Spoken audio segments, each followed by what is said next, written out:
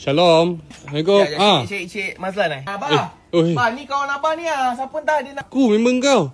Tadi janji nak keluar. Oh, ya. Ni keluar mana man? Jap. Apa ni? Kunci kereta aku. Kau nampak aku ada pegang tadi kunci kereta. Man.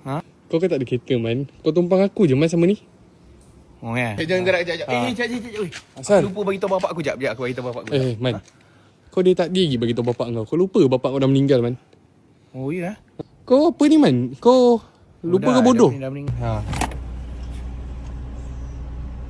Aku nak buat apa tadi? Masuk kereta lah. Oh. Pasal? Man, kita nak keluar man. Di mana tu? Ya Allah, kau yang ajak aku keluar pergi makan ni. Oh, Asal lah man. Cerita aku asal. Tahu lah, aku tak ingat tu.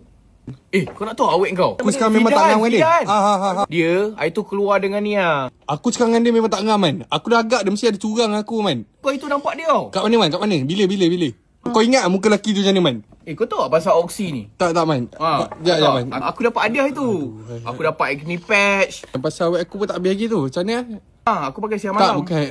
Aku kalau muka aku break out ke kan. Okay. Macam yang aku pakai acne patch ni kan. Okay. So aku tak ada sentuh muka aku. So kuman tak masuk Lepas tu dia tak oily. Lepas tu dia macam warna kulit kau. Tak ada kau nampak macam tengah pakai patch kan.